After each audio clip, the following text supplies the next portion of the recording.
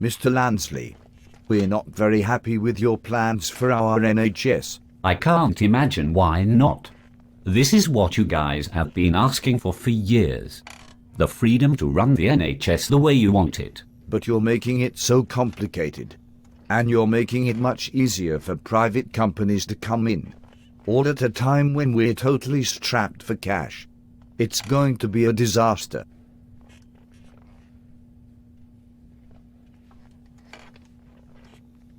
What are you doing? I'm listening. This is my listening pause. Okay, whatever. Look, your bill is ridiculously complex.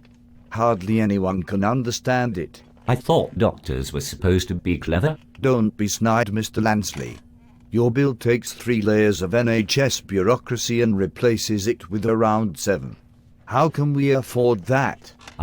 Well, you see, my bill, the biggest piece of legislation ever to come before Parliament, simplifies the NHS.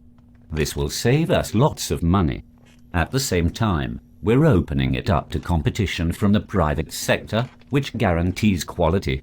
Look at the social care sector to see how good the market can be. But look at what happened with Winterbourne View Care Home. The care was shockingly bad. Yes, and the market dealt with them firmly. No one would put their granny in that home now, would they? Put the wind up the rest of them, I tell you.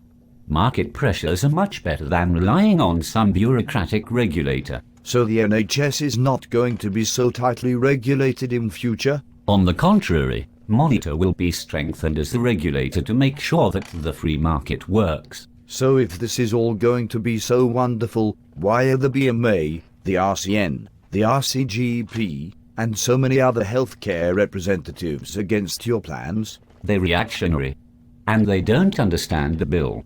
They are the forces of conservatism. Conservatism? With a small c. Aren't you going to respond to the concerns of the health professionals at all? Absolutely. I identified the ones who agreed with me, and Dave and I had a little coffee morning for the Coalition of the Willing at number 10. And what about those who disagree with you? I will have them all sacked, one by one, until it's just me. And the Royal College of Surgeons, reforming the NHS together, led by GPs. Did you know